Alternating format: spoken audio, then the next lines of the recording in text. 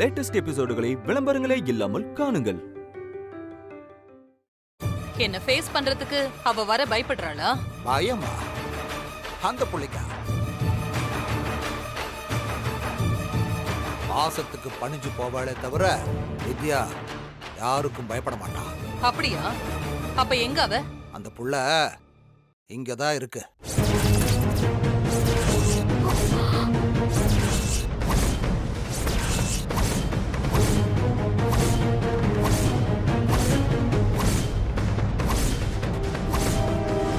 உன் கண்ணுக்கு தான் தெரியல.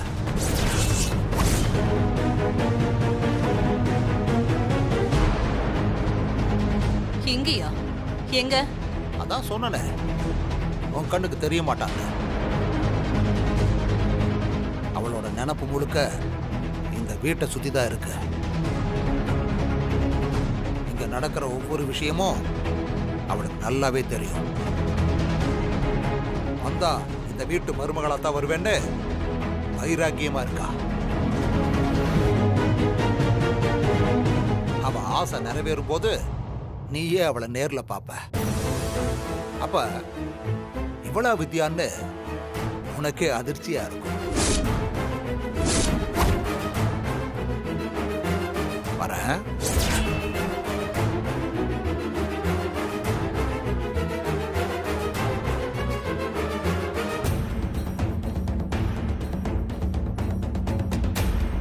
ஏமா, நீ இந்த வீட்டுல வேலை செய்யற பொண்ணு தானே?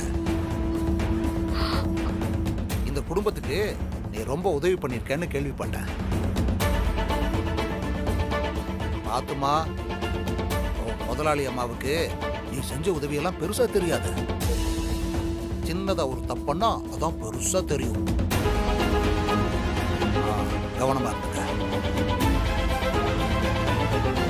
வர்றப்பா.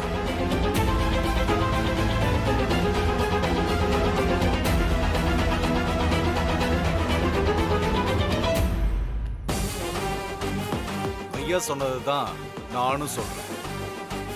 வித்யாவுக்கு யாரும் இல்லைன்னு நினைச்சுக்க வேண்டாம். அவ எங்க ஊரு பொண்ணு. வரவா நாங்க அத்தனை பேரும் இருப்போம். அவ வாழ்க்கையில எல்லா நல்லது கெட்டதுலயும் நாங்க முன்ன வந்து நிற்போம். சீக்கிரமாவே நல்ல செய்தியா சொல்லி அனுப்புங்க. அப்ப நான் வரட்டுங்களா? வரேங்க. வரேன் வரேன் வரேன்.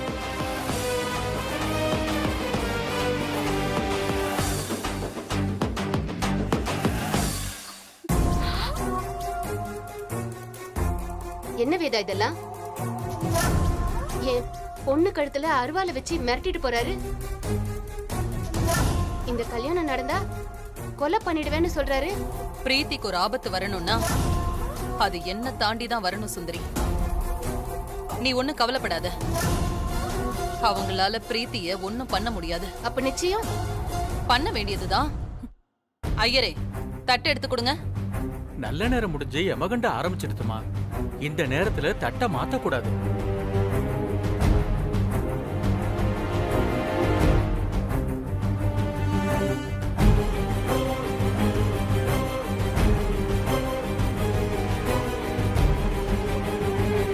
வேற எப்ப நல்ல நேரம் இருக்கு? இன்னைக்கு நல்ல நேரம் முடிஞ்சிருத்து. அடுத்து எப்ப நல்ல முகூர்த்தம் இருக்கு? நாளை மறுநாள் ஒரு முகூர்த்தம் இருக்குமா. அதுக்கப்புறம் ரொம்ப நாளைக்கு பிறகுதான் ஒரு முகூர்த்தம் வருது. ஆண்டி, எனக்கு ஒரு இம்பார்ட்டன்ட் ப்ராஜெக்ட் ஒர்க் இருக்கு. இன்னும் ஒரு 10 daysல நான் திருப்பி யூஸ் பண்ணும். ஒன்ஸ் நான் யூஸ் பண்ணனா திருப்பி இந்தியாவுக்கு நான் எப்போ வருவேன்னு எனக்கே தெரியாது. என்ன சொல்ற அபி? ஆமா ஆண்டி, அந்த ப்ராஜெக்ட் இன்னைக்கு தான் எனக்கு கன்ஃபார்ம் ஆச்சு. ஸோ எனக்கு என்ன தோணுதுன்னா, மனசாவை கல்யாணம் பண்ணிக்கிட்டு அவளையும் கூட கூட்டிட்டு போனோம்னா நல்லா இருக்கும். அது எப்படி 2 நாள்ல கல்யாணத்தை பண்ண முடியும்? முடியும் அபி, நீங்க ஒன்னும் கவலைப்பட வேண்டாம். அடுத்த முகூர்த்தத்திலேயே உங்களுக்கும் மானசாவுக்கும் கல்யாணம். அது சிம்பிளா பண்ணிடலாம். அப்ப எங்க கல்யாணம்? உன் கழுத்துல தாலி கட்டினா பொண்ணு கொன்னுடுவேன்னு மிரட்டிட்டு போயிருக்காங்கல்ல, அவங்க எல்லாரும் மிரண்டு போற மாதிரி உனக்கும் சஞ்சய்க்கும் கல்யாணத்தை நான் பிரம்மாண்டமா நடத்தி காட்டுறேன். கொஞ்ச நாள் பொறுத்துக்க. இனிமே உன் கல்யாணங்கிறது உன் வாழ்க்கை பிரச்சனை மட்டும் இல்ல, என்னோட ஸ்டேட்டஸ் பிரச்சனை. அத நான் விட்டு கொடுக்க மாட்டேன். ஐயரே, அடுத்த முகூர்த்தத்திலேயே மானசா அபி கல்யாண நாள்ல குறிச்சிருங்க. சரிம்மா.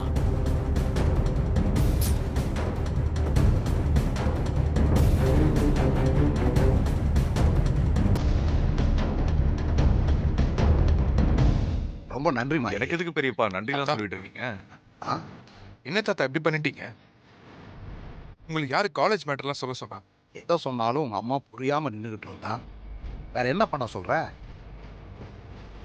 வித்யா என்னென்ன உதவி பண்ணியிருக்கான்னு தெரியணும் இல்ல? இப்ப சஞ்சய் கூப்பிட்டு ஏன் வித்யா கிட்ட பணம் வாங்கினேன்னு ரைடு விடுவாங்க. எப்படி சமாளிக்க போறானோ? அவனுக்காகத்தான் நான் மொத்த உண்மையும் சொல்லாம வந்தேன். சமாளிக்கட்டும், அது அவனோட கடமை. ரொம்ப நன்றி தாத்தா, ரொம்ப நன்றிங்க. நீங்க 2 பேரும் வரலனா இந்த நிச்சயத்தை நிறுத்திருக்கவே முடியாது. தம்பி, இது எங்க பொறுப்பியா? அதுக்காக இப்படியே மிரட்டுவீங்க? அருவாளை தூக்கி பிரீத்தி கழுத்துல வச்சதும் எனக்கே பக்குன்னு இருந்துச்சு. ஏன்னா சிலர் அன்பா சொன்னா புரிஞ்சுக்குவாங்க, சிலர் அதட்டி சொன்னாதான் புரிஞ்சுக்குவாங்க. இவங்க எல்லாம் 2வது ரகமா இருக்கும்போது நாம என்ன பண்ண முடியும்?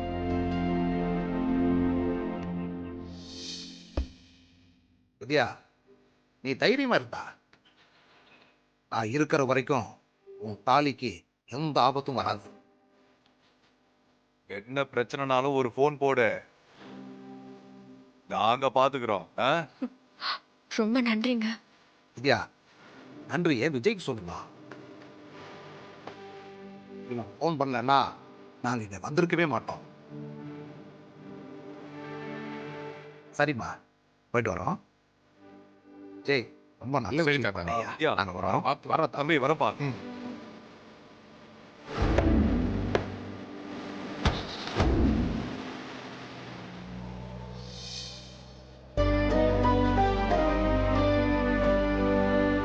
இதை நான் மறக்கவே மாட்டேன். வித்யா என்ன பண்ற? நீ இந்த வீட்டு மருமக, உன் வாழ்க்கையை காப்பாற்ற வேண்டிய பொறுப்பு எனக்கும் இருக்கு. நேரடியா என்னால எதுவும் பண்ண முடியலனாலும் மறைமுகமா எப்பவும் உனக்கு உதவி பண்ணிட்டே தான் இருப்பேன். உங்களோட லவ் மேல உங்களை விட எனக்கு நம்பிக்கை இருக்கு. அம்மா உங்க காதலை ஏத்துக்கிற காலம் சீக்கிரமே வரும். True love never fails.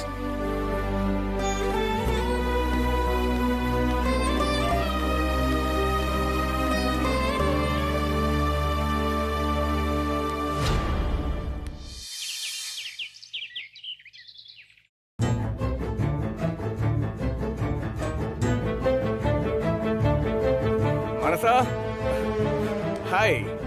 So அது ஈவினிங் என் ஃப்ரெண்ட்ஸுக்கு பேச்சுலர் பார்ட்டி அரேஞ்ச் பண்ணியிருக்கேன். கண்டிப்பாக நீ வரணும். பார்ட்டிக்கெல்லாம் போய் பழக்கம் இல்லை. பழக்கம் இல்லையா? என்ன மனசா சொல்ற?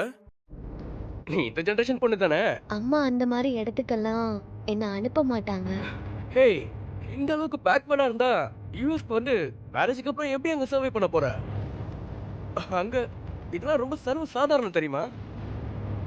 இப்போ இருந்தே இதெல்லாம் பழக ஆரம்பிச்சுக்கோ, ஓகே? நான் அம்மா கிட்ட பெர்மிஷன் கேட்கணும். மனசா, இங்க பாரு, நம்மளுக்கு என்கேஜ்மெண்ட் ஆயிடுச்சு. இன்னும் 2 days தான் கல்யாணம். இந்த சின்ன சின்ன விஷயத்துக்குலாம் வந்து ஆன்ட்டி கிட்ட பெர்மிஷன் கேட்கணும்னா என்ன இதெல்லாம்? நீங்க கட்டுற தாலி என் கழுத்துல ஏறுற வரைக்கும் நான் வேதாவோட பொண்ணுதான். அவங்க கிட்ட சொல்லாம நான் எதையுமே செய்ய மாட்டேன், எங்கேயும் வர மாட்டேன். ரொம்ப கஷ்டம். சரி, அவங்க கிட்ட சொல்லிட்டே வா. நம்ம ஃபியூச்சர் லைஃப் பத்தி முக்கியமான டெசிஷன்லாம் அங்கதான் எடுக்க போறோம். அதனால தான். என்ன? அங்க வந்து தெரிஞ்சுக்கோ. நான் உங்ககிட்ட ஒன்று கேட்கலாமா? Of course, why not? கேளு. ஃபேமிலி லைஃப் பத்தி உங்க ஐடியா என்ன? இப்படி பிளாங்கா கேட்டா நான் என்ன பதில் சொல்றது? ஹஸ்பண்ட் ஒய்ஃப் ரிலேஷன்ஷிப் பத்தி நீங்க என்ன நினைக்கிறீங்க? குட்.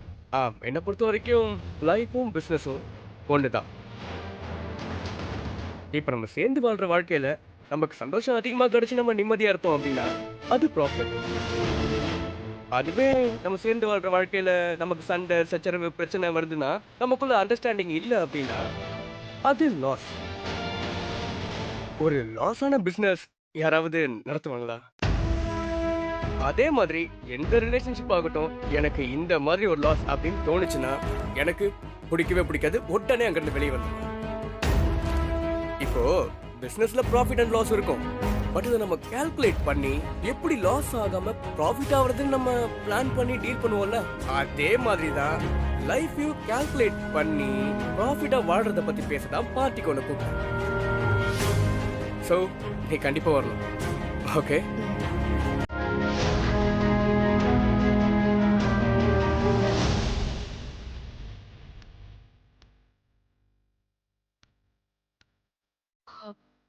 மனசா மாப்பிள்ளை என்ன சொன்னாரு? ஏன் ஒரு மாதிரியா இருக்க? ஒன்றும் இல்லை வித்யா, சும்மா பேசிட்டு இருந்தோம்.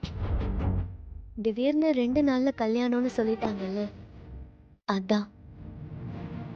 ஏன் வித்யா, லைஃப்பை பத்தி, ஹஸ்பண்ட் அண்ட் ஒய்ஃப் ரிலேஷன்ஷிப்பை பத்தி நீ என்ன நினைக்கிற? அன்பு மட்டுமே மையமா வச்சு எந்த ஒரு எதிர்பார்ப்பும் இல்லாம சந்தோஷம் துக்கம் ரெண்டையும் சமமா பங்கு போட்டுக்கிறது தான் புருஷன் பொண்டாட்டி வாழ்க்கை. குறிப்பா கஷ்டம் வரும்போது கூட இருக்கணும். அந்த நேரத்துல தான் 2 பேருக்கும் நடுவுல அன்பு அதிகமாகும். என்னடா வாழ்க்கை இதுன்னு வெறுப்பு மட்டும் வளர்ந்துடவே கூடாது. இவங்கள கல்யாணம் பண்ணிக்கிட்டா இதெல்லாம் லாபம்னு முன்னாடியே கால்குலேட் பண்ணி கல்யாணம் பண்ணா அது வாழ்க்கையே இல்ல, வியாபாரம். அப்படி கணக்கு போட்டு செஞ்சா சின்ன கஷ்டம் கூட 2 பேரையும் நிரந்தரமா பிரிச்சிரும். நிறைய பேரு டைவர்ஸ் வாங்குறதுக்கு காரணமே இதுதான். ஆமா, நீ ஏன் திடீர்னு இதெல்லாம் கேக்குற? ஒன்றும் இல்லை வித்யா, எனக்கு கல்யாணம் ஆக போதில்ல, கொஞ்சம் பக்குவமா நடந்துக்கணும்ல, அதுக்கு தான்.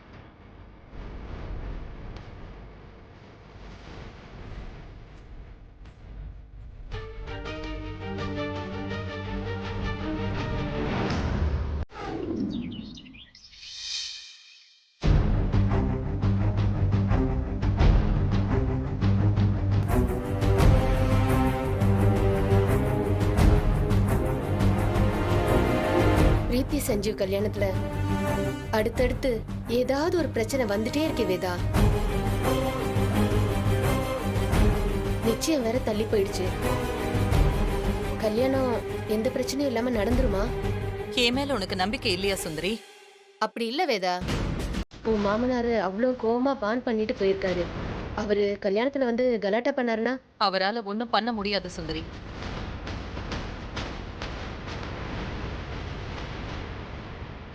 கல்யாணம் நடக்கிற மண்டபத்துக்குள்ளேயே அவரால் நுழைய முடியாது.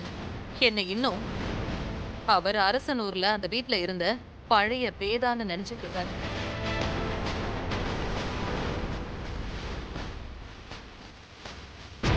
இப்ப நான் யாரு, என் செல்வாக்கு என்னங்கறத சஞ்சய் கல்யாணத்துல கண்டிப்பா தெரிஞ்சுப்பாரு.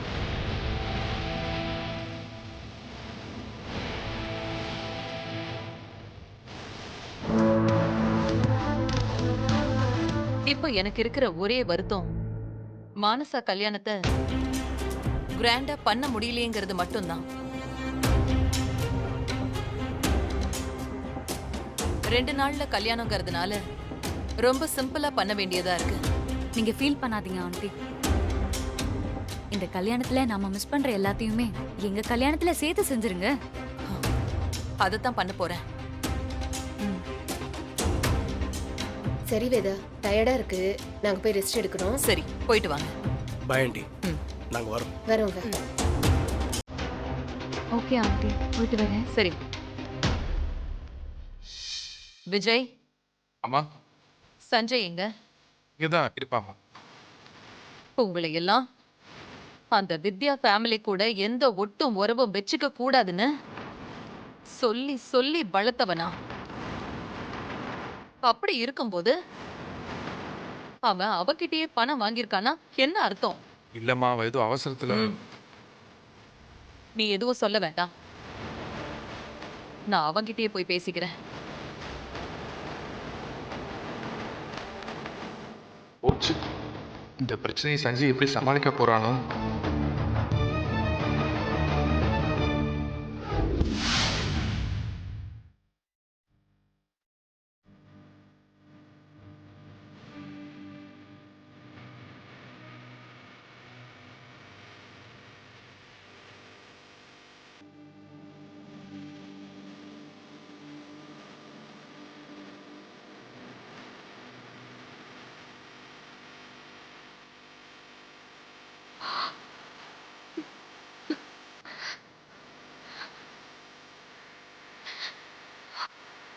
என்ன பண்ற? அழாத. ரொம்ப வலிக்குதா? நீ அழறது தான் வலிக்குதா? அழாத பத்தியா?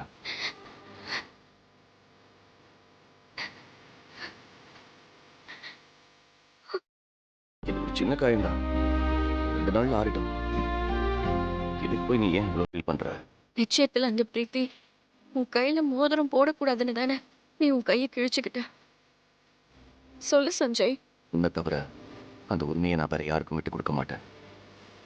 இந்த ஜென்மத்துல நீதான் என் ஒய்ஃப். கடைசி மூச்சு இருக்கிற வரைக்கும் அது மாறாது, யாராலையும் மாற்றவும் முடியாது. உன் இடத்துல வேற ஒரு பொண்ணை என்னால கற்பனை கூட பண்ணி பார்க்க முடியாது. அதுக்கு எதிராக எவ்வளவு பிரச்சனை வந்தாலும் சரி, என்னால முடிஞ்ச வரைக்கும் போராடுவேன்.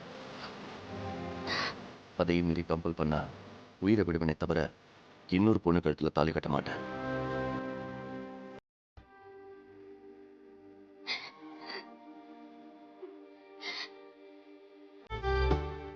உனக்காக நான் எந்த எக்ஸ்ட்ரீமுக்கும் போக முடியா?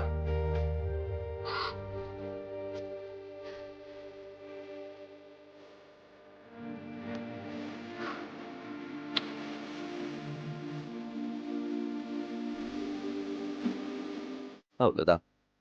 இந்த கை இப்பவே ஆறுன மாதிரி ஆயிடுச்சு.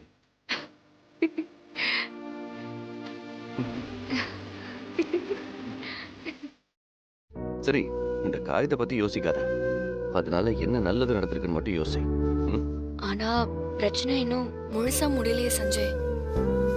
இப்போதைக்கு கொஞ்ச நாள் தள்ளி போட்டிருக்கு, அவ்வளவுதானே? இருந்தாலும் இந்த நிச்சயதார்த்தம் நின்னது நமக்கு ஒரு பாசிட்டிவ் தான்.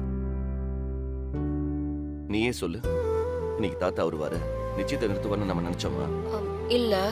அப்புறம் எந்த வழியும் இல்லாம தானே நானே என் கையை கிழிச்சுக்கிட்டேன். ஆனா அது எல்லாத்தையும் தாண்டி நம்ம எதிர்பார்க்காத ஒரு விஷயம் நடந்துச்சுல்ல.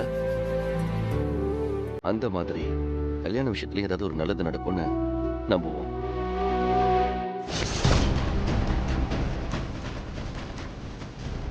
ஆனா தாத்தா போற போக்குல நீ காலேஜுக்கு பணம் கொடுத்த விஷயத்த சொல்லிட்டு போயிட்டாரே. அதை வச்சு அம்மா என்ன பிரச்சனை பண்ண போறாங்களோ, அவங்க எப்படி சமாளிக்க போறேன்னு தெரியல. சஞ்சய்,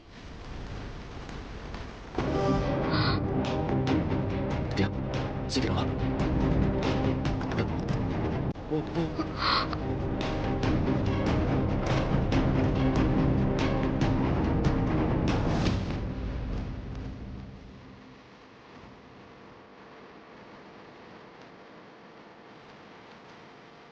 சஞ்சய், கைவலி எப்படி இருக்கு சஞ்சய்? பரவாயில்லம்மா, ஒரு 2 நாள்ல ஆறிடும். உங்ககிட்ட ஒரு முக்கியமான விஷயம் பேசணும். சொல்லுங்கம்மா. இங்க பேசினா சரியா வராது. கீழே வா.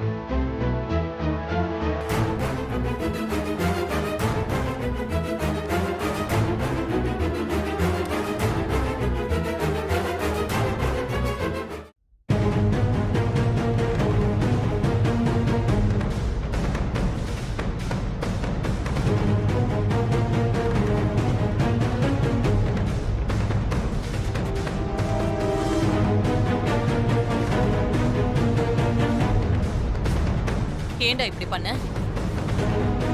ஏன் இப்படி பண்ண? நீயா அந்த தப்ப செஞ்சியா, இல்ல யாராவது உன்னை தூண்டி விட்டாங்களா? என்கிட்ட ஏன்டா அந்த உண்மையை மறைச்ச? என்ன சொல்றீங்க? எனக்கு புரியலம்மா. எந்த உண்மை? ஓ, அப்ப இதே மாதிரி நிறைய உண்மையை நீ மறைச்சிருக்கியா? அப்படிலாம் இல்லம்மா. நீங்க எதை பத்தி கேக்குறீங்கன்னு எனக்கு புரியல, அதான். வித்யா கிட்ட நீ பணம் வாங்குனத பத்தி கேக்குறேன். ஏ சஞ்சய், வேதாக்கு பிடிக்காதுன்னு தெரிஞ்சோம் நீ அந்த தப்ப செய்யலாமா சஞ்சய்? அவன் ஒன்னும் கொலை குத்தம் பண்ணலையே, காலேஜை காப்பாத்துறதுக்காக அப்படி பண்ணிருக்கான். அதுக்கே அவனை குற்றவாளி மாதிரி நிக்க வச்சு கேள்வி கேட்கணும்?